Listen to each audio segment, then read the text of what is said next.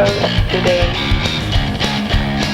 Only some child, perhaps, with shining eyes and dark bright hair will reach it down. In a green sunny lane, to us almost as far away as are the distant stars from these pale lamps of town. We shall defend our eyes, whatever the gods may be. We shall fight in the beaches, and settle the lazy ground. We shall fight in the fields, and in the church, and fight in the hills. We shall never surrender. What little fear to a great broken world with eyes grown dim from too much looking on the face of grief, the face of dread. Or what's the broken world to yearn and sin of the small eager hand, the shining eyes, the rough bright hair.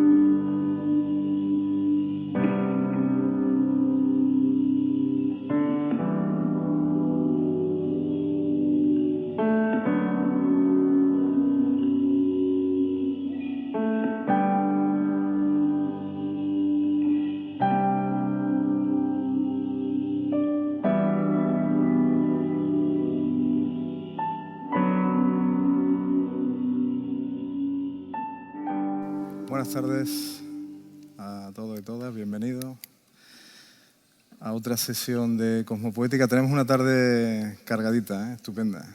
Tenemos, como ya sabéis que este es un festival que le gustan los contrastes, pues tenemos una tarde de juventud y veteranía y bueno, pues tenemos dos pesos pesados de la literatura como son Guillermo Carnero y Dona León, y luego pues tres valores en alza que creo que va a resultar muy interesante.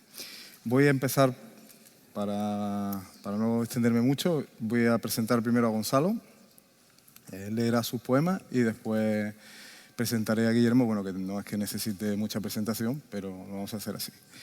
Entonces empiezo por Gonzalo. Gonzalo Grajera, nació en Sevilla en 1991.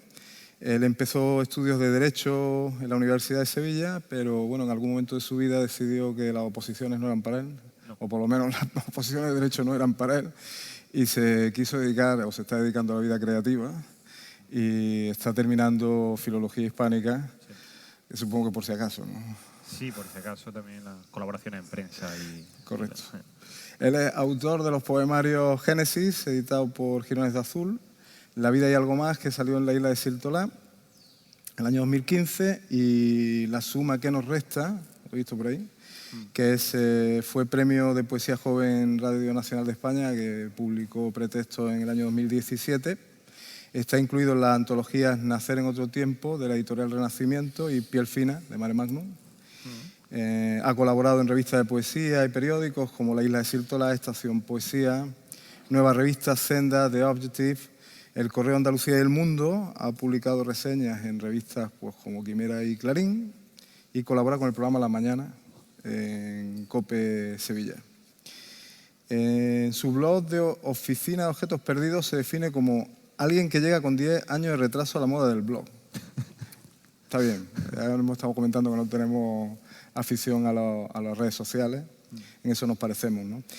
Y me ha parecido también interesante que he leído que se define a sí mismo como escritor y lector, que creo que en estos tiempos está bien también remarcar el hecho de que te guste leer, que no solamente vive uno de la vanidad personal, sino también de la de los demás. Y voy a compartir unas cuantas cosas sobre él que he leído. Me ha gustado mucho una entrevista que le realizó Toni Montesino, en una entrevista capotiana, dice, Sí. por Capote, ¿no? Y he cogido al azar algunas de las cosas que lo definen, o que él se define, ¿no? Dice que si tuviera que vivir en un solo lugar, escogería un bar con un ramillete de autores clásicos. Y, bueno, como eres sevillano, no me ha extrañado que digas que, por ejemplo, uno de Sevilla, un bar de Sevilla. Sí, sí. Porque para el ocio le gusta a la gente que es un poco animal, y la cualidad que buscan sus amigos es que no se parezcan a él. Exacto. Y si pudiera elegir ser otra cosa, querría ser un buen libro. Esto me ha gustado. Y que considera que la palabra más llena de esperanza y la más peligrosa son una y la misma, que son la palabra sí. Así que, bueno, sin más, os dejo con Gonzalo.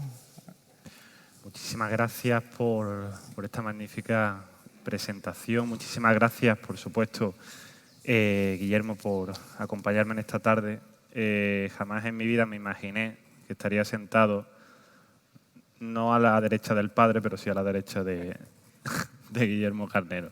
Nada, muchísimas gracias a este público por la asistencia, muchísimas gracias a la organización Cosmopoética y a la ciudad de Córdoba por organizar un festival de este calibre. No me imaginaba jamás en mi vida con Guillermo Carnero sentado en un sofá, y jamás me imaginaba en mi vida que iba a estar en una ciudad como Córdoba leyendo mis poemas, y jamás me imaginé en mi vida que me iban a acoger de la manera en la que me ha acogido este festival. Muchísimas gracias a todos. Sin más dilación, voy a empezar.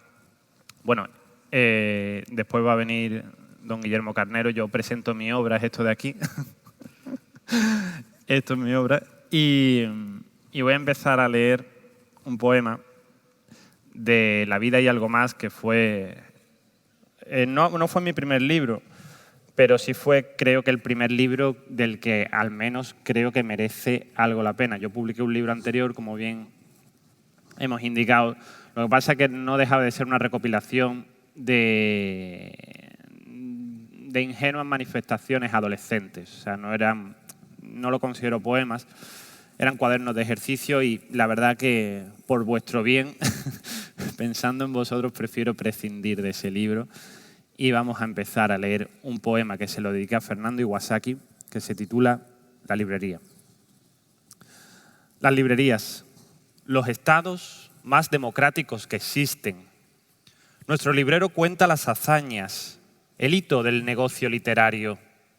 Aquel libro de Marx ha convivido un año con las páginas de Friedman, y ambos han sacudido los bolsillos de un universitario trasnochado e idealista. Y no hubo contienda ni conflicto el tiempo en que estuvieron dialogando. Quizá alguna broma algo mordaz, el discutir irónico y burlesco. Porque un día del invierno, bajas temperaturas, Góngora se cobija en un endecasílabo famoso de Quevedo, y no estorba la nariz superlativa, el ingenio satírico del verso. Las librerías, los estados más democráticos que existen, Allí escritas están todas las ideas, en silencio, en calma y en libertad.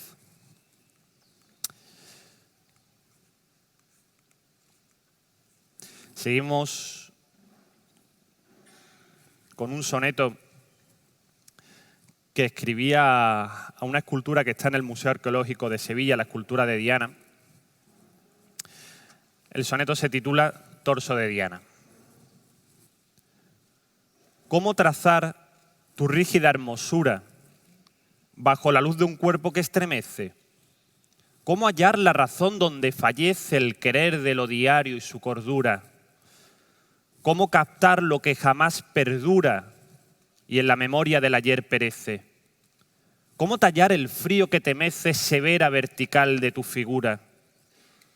¿Cómo retar al verso que defina la serena quietud de tu pureza, la belleza en virtud grecolatina? ¿Cómo lograr que dicte el intelecto palabra que describa con certeza la grandeza que emana en lo perfecto?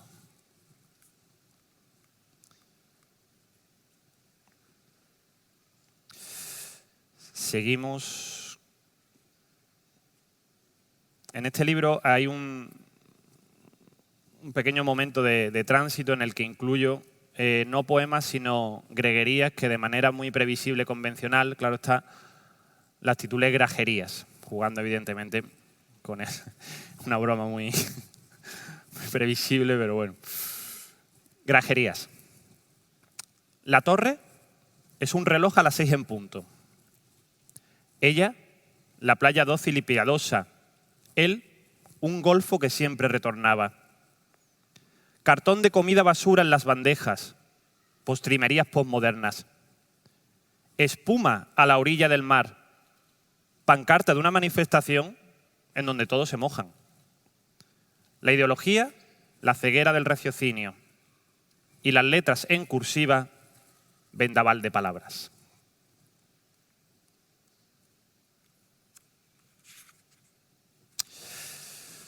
Soliloquio de la lluvia. Antonio García Barbeito. Tras el cancel, la lluvia gris e iracunda, partitura imprecisa, canción de cuna, sórdida, indeleble, mujer enjuta, ¿cuántos siglos conoce tu piel desnuda? Tabernáculo del tiempo, ante mí has invocado el perfil de mis recuerdos. Teología de un centro comercial. He comulgado con el Dios del consumo otro domingo. La dependienta en la caja me atiende, ego te absolvo. Eran rebajas, estaba a muy buen precio la absolución.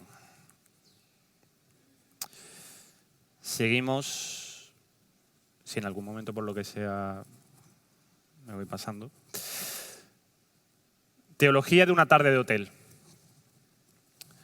En el hotel, tendida en la cama, cansada de deshacer las maletas, con el enigma de un Dios duermes, eres certeza de preguntas sin respuesta, la incógnita de tu cuerpo, Venus que ante el espejo se refleja, en decasílabo y metáfora la elegancia medida de tus piernas, ajena, sin ser, en esta torre de Babel con atributos de 4 estrellas, solo una luz, entre otras tantas luces que alumbran la carretera.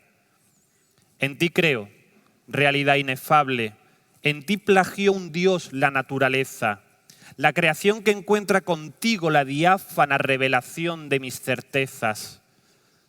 Y te despiertas del sueño e intento, tan humano y finito, tomar tu indulgencia.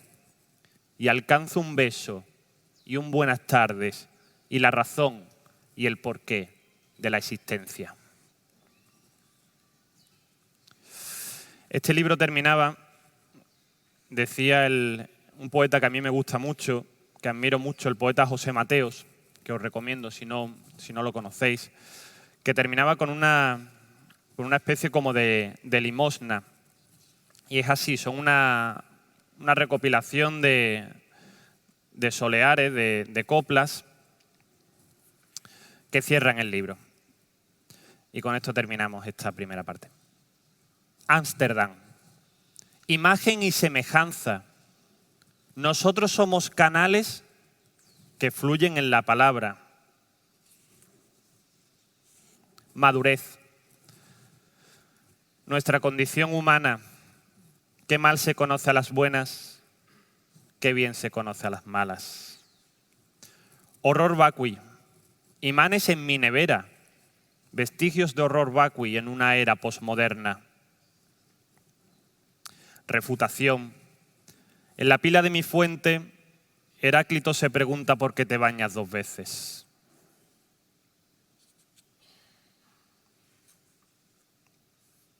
Vigilia.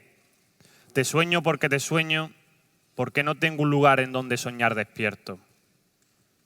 Y epitafio. Quizás sea mi epitafio, mi vida tan solo fue una excusa para amarnos. Gracias.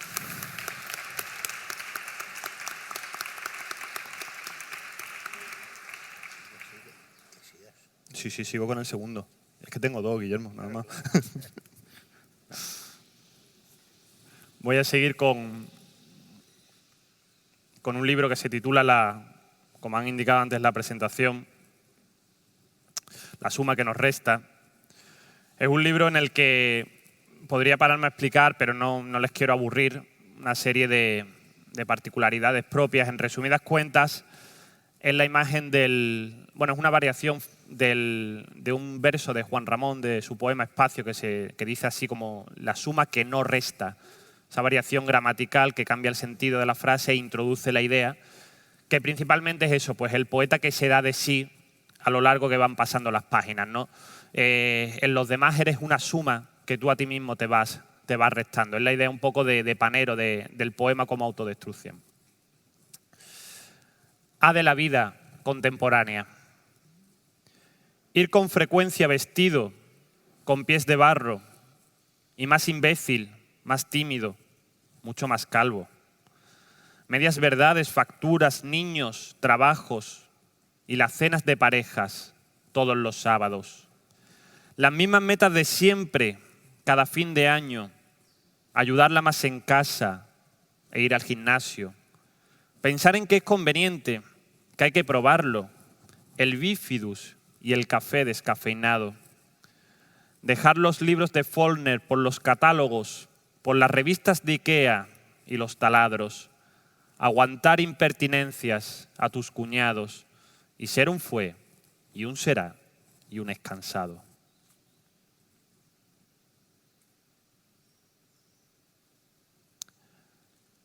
Malabares. Bueno, este libro también hay varios estilos dentro del propio libro, porque a medida que vas introduciéndote en él, es una poesía más bien de sencillez expresiva y poco a poco va introduciéndose en una poesía cada vez más hermética. Es como si poco a poco se fuera viajando hacia el núcleo mismo de la poesía. Esos poemas nunca los leo porque, claro, como este libro tiene cierta estructura, como lea esos poemas, nos cargamos el libro, ¿no? Entonces eso me gusta dejarlo un poquito para el misterio. Malabares. A pesar del qué tal todo y decir que vas tirando, de los cajeros el día 20 del comprobante de saldo, de las diputaciones, asesores, gabinetes, despachos, de esos martes y miércoles con las heces del sábado, de los saludos esquivos de los vecinos malhumorados, del que entiende de vinos y te enseña cómo catarlos, del IPC, del Euribor, del correo certificado. A pesar de todo esto, reunir valor para intentarlo, para apostar de trapecista entre las sílabas del fracaso.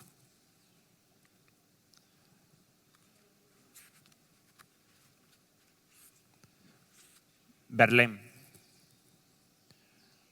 Yo soy el imperio al final de la decadencia, escribe Verlaine. Y yo digo que hay anuncios, apuntes, sentencias que escritos de este modo, más que a un verso, se asemejan a la inmensidad de la línea que une mar y cielo.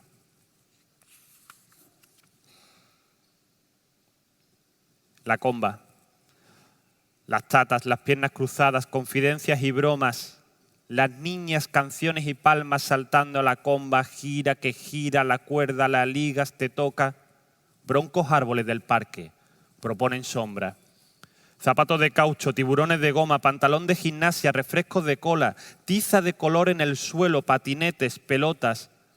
Las muñecas en círculo dan vueltas, se enroscan y marcan y pausan las horas de estas horas. Las niñas presumen sus buenas notas. Salta que salta. Letrillas a la pata coja. Las rodillas raspadas, las manos pringosas.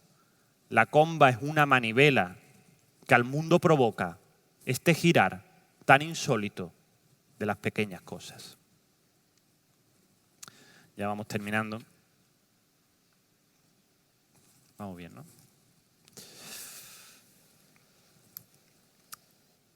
Breves certezas. No lo dudamos, Gonzalo. Cada segundo que pasa lo tienes más claro. Lo difícil quizás sea descubrirlo tan temprano. Un extraño en una fiesta en la que estás invitado. Otro. Pero qué cotizada está la afinidad en el libre mercado de la mediocridad. Vino, risas y tal. Ni ropa, ni palabras. Menos por menos, más.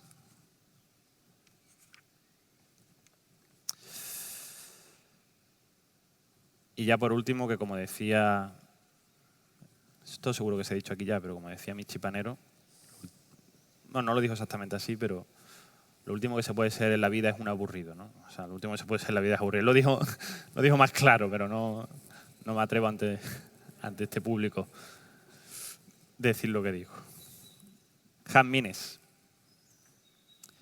Estos jazmines sobre la azotea y la pachanga dándonos la tarde al recoger los platos de la mesa. 2 a 2. Quedan tablas el partido y mi padre murmura y se molesta de una mala postura en el tresillo. Un domingo de exámenes. Ya junio crece calores, año 2005. Un número lejano y diminuto. Estos jazmines, blanco y transparencia que retratan sin letras e impolutos casi todo lo escrito en tus poemas. Muchísimas gracias por todo. Estupendo. Gracias, Muy bonito. Gracias. Muy interesante. Gracias. La pena que no hayas leído más. Lo bueno breve, Guillermo. En otra ocasión. Si no, luego ya seguimos. Muchas gracias Gonzalo. Gracias a vosotros. Estupendo. Bueno, voy a presentar a una persona que realmente no necesita mucha presentación, que es Guillermo Carnero. Es uno de los nombres propios de la literatura española contemporánea, ¿no? Nació en Valencia en 1947 y tiene una biografía y unos logros que ceden con mucho los minutos de los que yo dispongo para presentarte. Pero bueno, voy a intentar por lo menos hacer un repaso para que al menos quede delinear algo de tu figura, ¿no?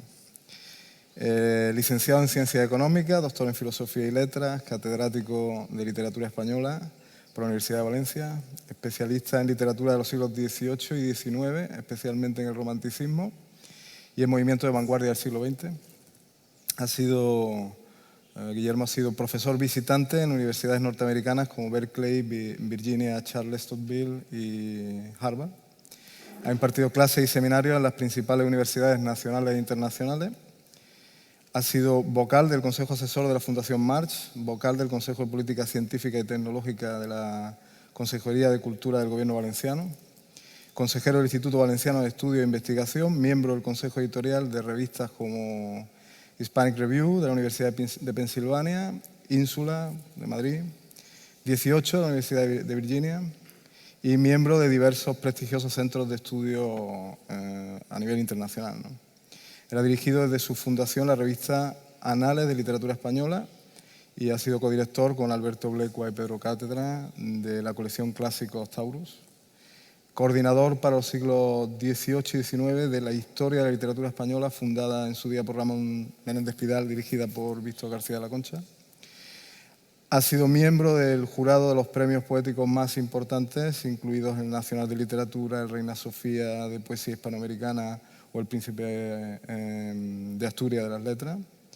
Y lo que importa por tu presencia aquí en este festival como poeta, bueno, pues, lógico que hay que decir que fue uno de los autores incluidos en la antología 9 novísimos poetas españoles de José María Castellet en el año 1970, que creo que es una etiqueta, pues ya que está perseguido en tu vida. Su obra ha sido traducida a una decena de idiomas, ha aparecido en diversas ediciones de tu obra completa.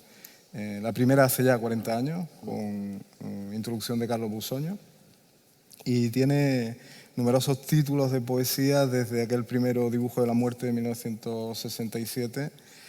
Por nombrar solamente algunos, El sueño de Escipión de 1971, Variaciones y figuras sobre un tema de la Bruyère, 1974, El azar objetivo, 1975, Música para fuegos de artificio, 1989. Luego está esta serie iniciada con Verano Inglés, de 5 libros en los cuales apuesta por el poema más largo, con un carácter discursivo, densidad emocional, lenguaje simbólico, que vienen a ser Verano Inglés de 1999, Premio a la Crítica, Premio Nacional de Literatura, Premio Fastenrath, Espejo de Gran Niebla, Fuente de Médicis, 4 noches romanas y Carta Florentina, si no me equivoco. Ya que hablamos de premios, pues ha recibido el Premio Nacional de la Crítica en el año 2000, el Premio Nacional de Literatura, el Premio de la Crítica Valenciana, el Premio Fastenrath de la Real Academia Española, como he dicho, el Premio Internacional de Poesía Loewe, el Premio de las Letras Valencianas, el Premio de Investigación Filológica de la Fundación Luis Warner, pero del trabajo como investigador no voy a hablar aquí porque no quiero alargarme demasiado.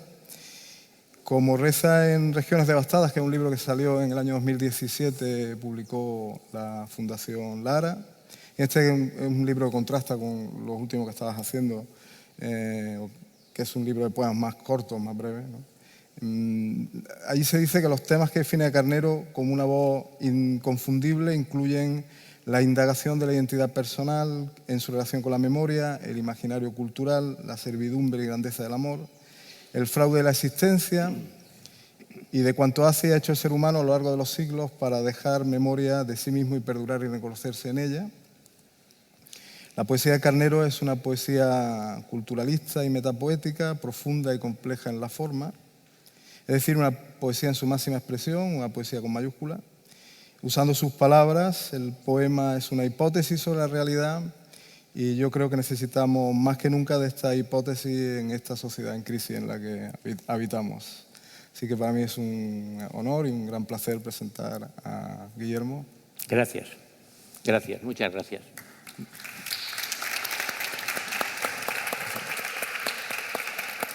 Bueno, me uno a los agradecimientos que ha expresado Gonzalo y como tenemos el tiempo limitado, si al final del que me ha sido asignado queda unos minutos, les leeré algún poema de mi penúltimo libro que se acaba de mencionar aquí, Regiones Devastadas, publicado por la Fundación Lara. Pero creo preferible centrarme en el último libro, que se titula Carta Florentina.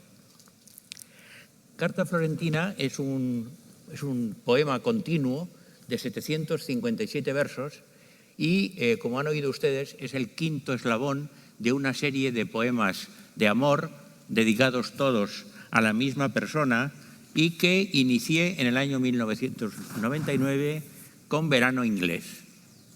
Son poemas de amor infeliz, como del amor debe ser en literatura. Lo dijo muy acertadamente un andaluz muy inteligente, Manuel Machado: ser feliz y artista no lo permite Dios, dijo Manuel Machado. Y Baltasar Gracián, que era un hombre inteligentísimo, en su época uno de los más brillantes cerebros de las letras españolas, en uno de sus aforismos de agudeza y arte de ingenio, dice Gracián: los hartazgos de felicidad son mortales. De modo que, gracias a que me he librado de la felicidad, he podido escribir estos 5 libros. El último de ellos, como les digo, es Carta Florentina, y ese título ha de leerse para percibir la intención con la que lo he puesto ha de leerse a la vez en italiano y en español. Carta fiorentina, o sea, papel florentino, es ese hermosísimo papel decorado, pintado a mano, que los florentinos llevan varios siglos, 5 por lo menos, fabricando y produciendo. Y leído en español, carta es una epístola, de modo que sería una epístola escrita en la ciudad de Florencia y con la belleza del papel propio de Florencia. Si me permiten ustedes la falta de modestia que eso supone, pero esa es la doble intención que el libro tiene, cuyo asunto yo diría que es la pérdida del amor y su evocación, su recuperación, hasta donde eso es posible, a través primero de la memoria y después a través de la escritura. El libro es un poema continuo, un poema único, tiene 3 movimientos, como las sonatas, y lo que les voy a leer es el segundo de ellos, que podríamos decir, ustedes ya lo verán, podríamos decir en términos generales que el asunto de este segundo movimiento es cómo el color y el sonido son los detonadores de la memoria. El amor de Gozzoli a las colinas, tersas como los pliegues del satén, y a los vestidos de brocado verde. El de Carpaccio al rojo de las flámulas y a las gruesas dalmáticas. El de Frederick Lytton al amarillo indio anaranjado. Al azul desvaído, el de Gentile Bellini. El de Vermeer al lapislázuli. El de Giorgione al ocre de los fresnos. El que no siente amor corre peligro.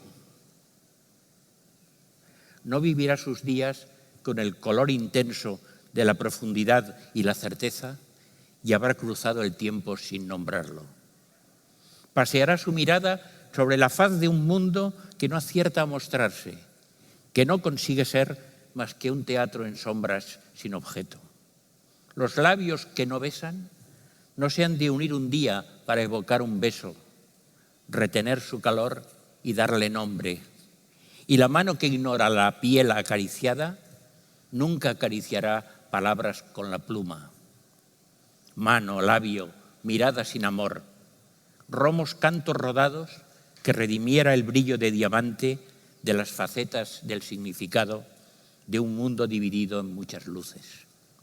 Altas luces de ayer, cúpula ardiente, solo rescoldo ya, brasa nocturna, un rostro de mujer velado y sumergido, máscara no soluble, icono de una santa que me maldice en nimbo de piedad, en la reprobación de la caricia que despertó su piel, mientras la asiste un ángel portando de rodillas su cabeza. En la elasticidad y la blandura se curva y mece la tensión del junco, en vaivén de fugaz caligrafía. La flor despliega el rizo de sus pétalos y les concede así tanta belleza como cortante luz ensortijada, accidental poder en vida breve. Mujer, cuando viviste, obedecías solo a las leyes de la flor y el junco, ufana al gobernar como cuadriga desde el alto tacón, la falda al viento, lo convexo y lo cálido, lo curvo y lo redondo. No modulan las hojas en el árbol.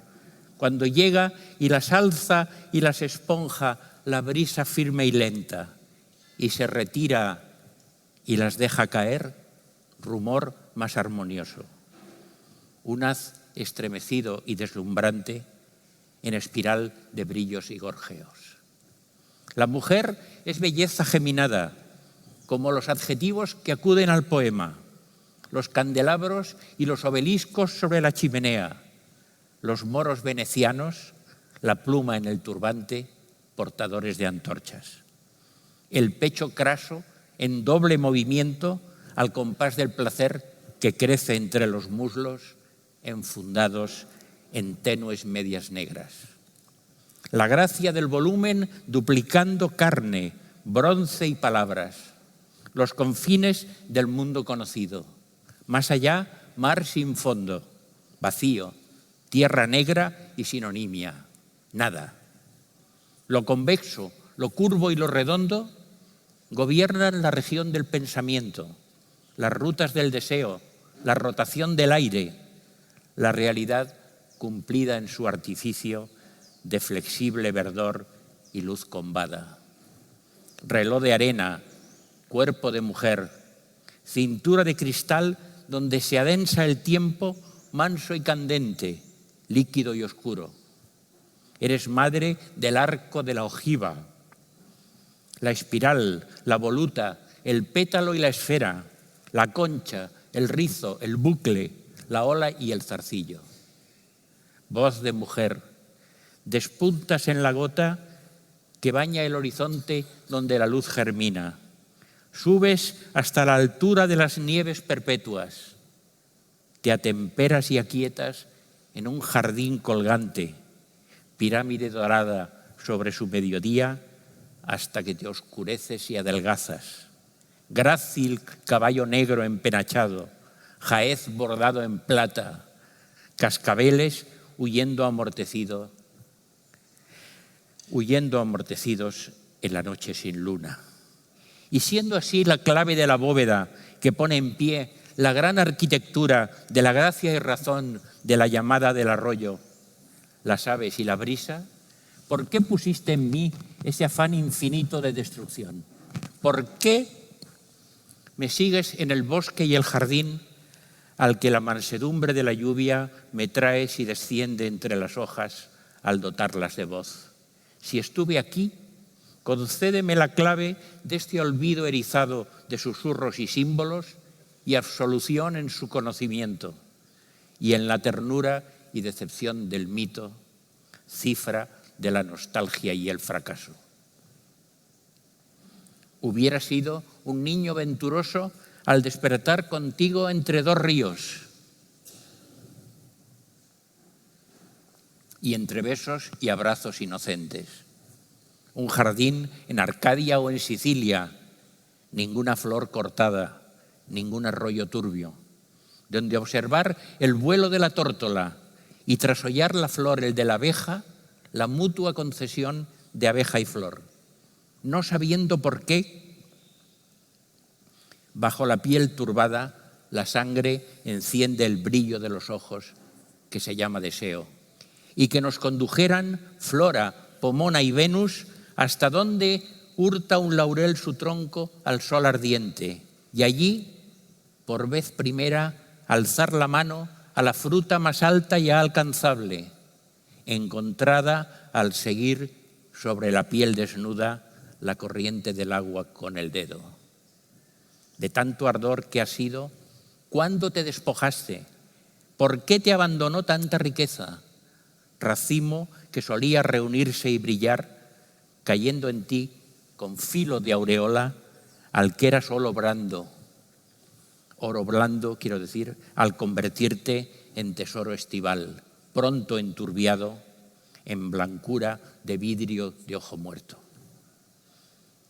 Una tarde de lluvia en el Trastevere olían las vidrieras traslúcidas y ajadas a la humedad, la herrumbre y el ámbar de los siglos. La música y la cera ardían en hacheros para Santa Cecilia, sobre el paño de altar bañado en lodo y sangre. Mujer tras el cristal, hermosa y muerta. Bendición y perdón en luz y música, en la pluma, el laúd y el pergamino que portan ante ti un cupido y un ángel. Música oscurecida, pensamiento bañado en emoción y agua pesada en el vergel de la memoria fértil. Esa es la redención que espero al acercarme a nuestro desamparo. ¿Reconoces a quien viene a pedirte? ¿Reconoces a quien viene a pedirte salvación después de estar ocultos, perdidos en el tiempo e invisibles los dos? Tú sin la música y sin la luz de vela.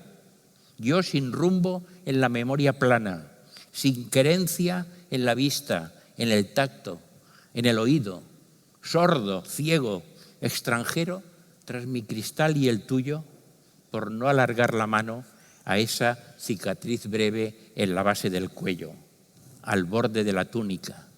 Santidad en el mármol y en la sábana en la que te tendiste, sin saber que escribías los días alejados sobre papel aún no concebido.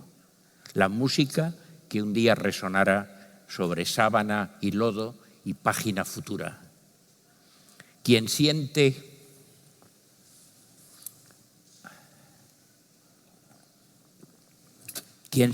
gran amor corre peligro. Ingrávido en su cielo sobre el agua. La sonería del reloj dorado al fin se apaga. La perpetua luz solo arde en los sepulcros. Ligereza de cuerpo ascensional resplandeciente. Resplandor aplomado por el peso de amor escrito en su calor sonoro. Palabras para un sueño que en su figuración de eternidad ignore la miseria de los días mezquinos. Los plácidos jinetes de Gozzoli, conscientes del halago de su transcurso lento y del color y el brillo entrelazados a la serenidad. Un paje me contempla con la arrogancia de su privilegio, enmarcado en el oro de sus rizos, junto a un leopardo inmóvil en su dogal de oro. Siento su compasión, pues estoy vivo y soy rehén de un cuerpo no pintado. Yo era joven y hermoso, he envejecido y muerto. El pintor me salvó. ¿Quién te salvará a ti? No concibes la anchura ni la profundidad de mi universo. Lo ves angosto y plano. Son tus ojos los faltos de agudeza, no los míos. Yo estoy fuera del tiempo.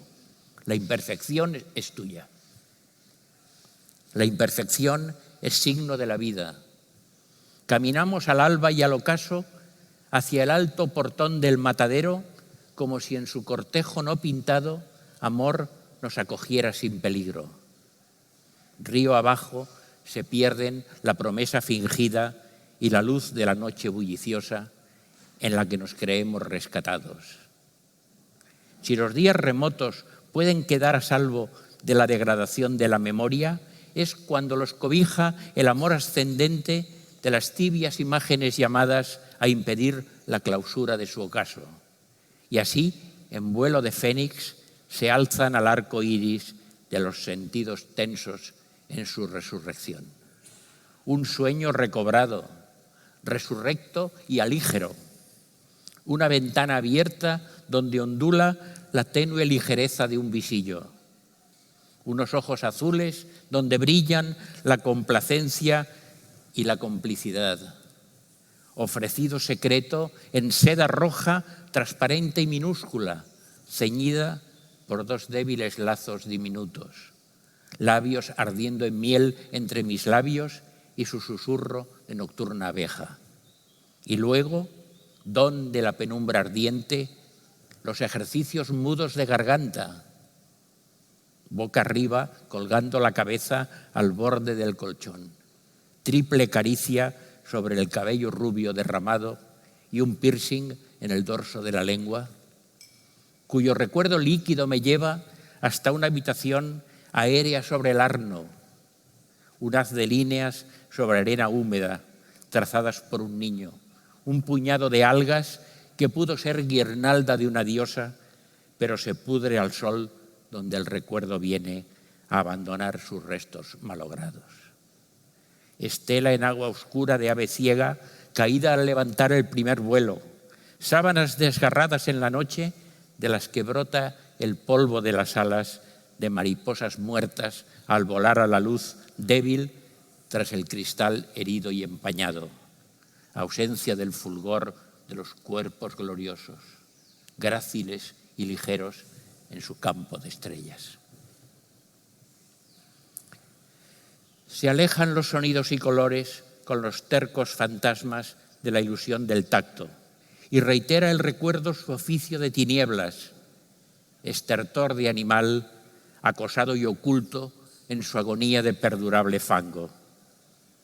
Así te hundes en las aguas turbias, en la erosión de tu perfil perdido, envuelto en su aureola desvaída. Yo te inventé y creí.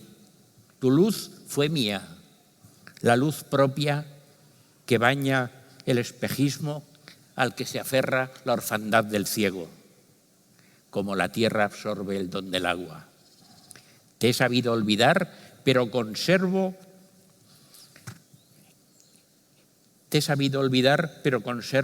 intacta la aureola de tu olvido. Y si es naturaleza que el almendro amanezca en su propia flor nevado, los recuerdos caídos se pudren y germinan en su noche nevada de palabras. Mujer frente al espejo, pintada por Delvaux, no podrás redimirte desnudez ni vestido, pero vivirás gracias a mis versos, aunque sin nombre, muda silueta, sombra tras un cristal, rayo de luna, temblando mortecino en el fondo de un pozo.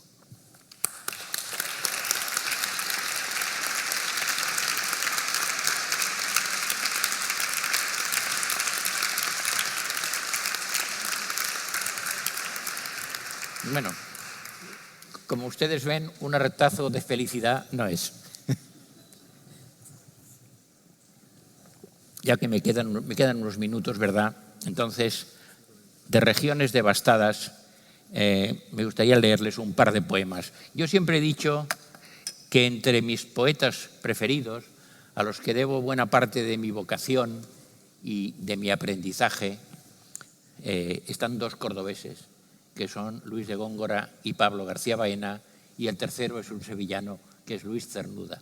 Así que soy, en cierto modo, un andaluz trasterrado, o al menos un andaluz desde el punto de vista de mi pedigrí literario, por así decirlo. Bueno, la obra maestra de la literatura española, a mi modo de ver, no es el Quijote.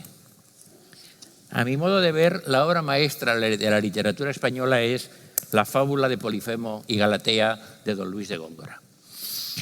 Y en el año 1612, Góngora escribe este poema, Cumbre, insuperable, que a mí siempre me ha parecido, quizá por la edad que tengo, Góngora era más joven que yo cuando lo escribió, pero bueno, con el paso de los siglos las edades se van reajustando, y Góngora estaba en el tercer acto de su vida, como yo lo estoy, y al leer una vez más, porque lo he leído docenas de veces, al leer últimamente la fábula de Polifemo y Galatea, me parece una versión siglo de oro de Lolita de Nabokov. O sea, me da la impresión, y estoy cada vez más convencido, de que es el canto de amor de un hombre mayor ante una niña que sabe que no podrá conseguir nunca, esa es la diferencia entre Góngora y Nabokov, y que tiene que contentarse con trasladar la belleza de ese cuerpo vivo que desea a lo que ortopédicamente es el arte y, en su caso concreto, lo que es la palabra. Luis de Góngora, 1612, se titula el poema.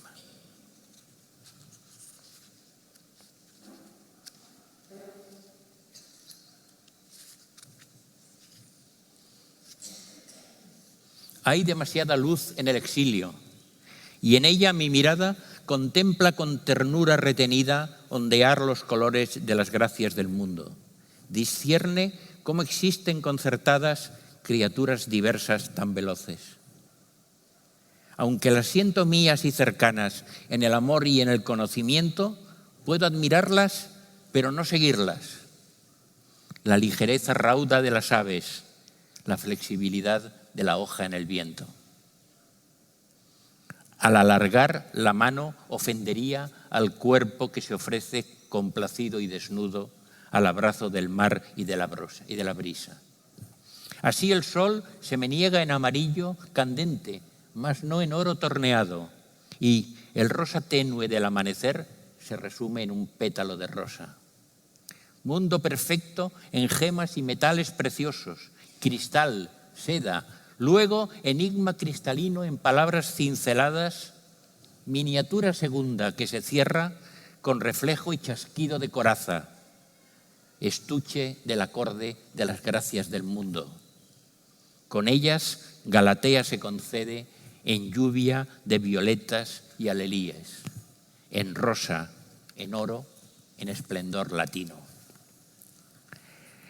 Y termino ya, ¿verdad? Les leo también de Regiones devastadas, les leo un poema que se titula Palabras de Moisés.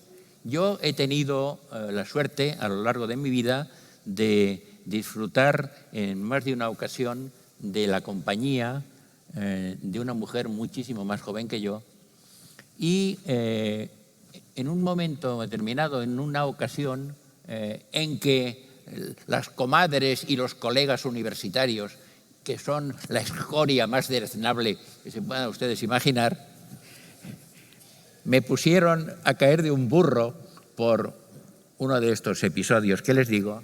En ese momento recordé un pasaje de la Biblia, del Antiguo Testamento, que concierne a la vida de Moisés. Está en el libro de los Números, capítulo 12, y dice lo siguiente. Bueno, la historia es que Moisés, al final de su vida, como todo hombre sensato, buscó una mujer que pudiera ser no su hija, sino su nieta. Y entonces dice el libro de los Números en el capítulo 12. Dice, y murmuraron contra Moisés a causa de la mujer etíope que había tomado. Entonces el furor de Jehová se encendió contra ellos. Fue la hermana de Moisés y Aarón los que lo criticaron ante el pueblo por ser un viejo verde. Es una de las cosas, a mi modo de ver, más dignas e insustituibles que se puede ser a cierta edad. Bueno, el poema dice lo siguiente.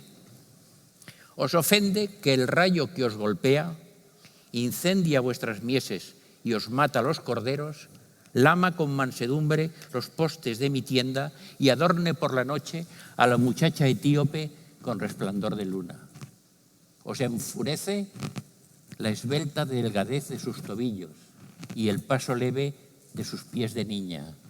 ¿Teméis, si sus ajorcas tintinean, que el deleite me aparte de la visión de Dios?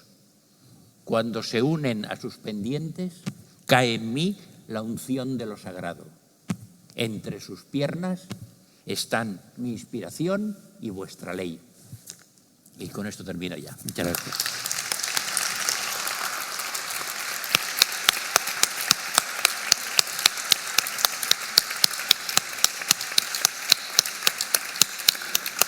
Gracias, muchas gracias.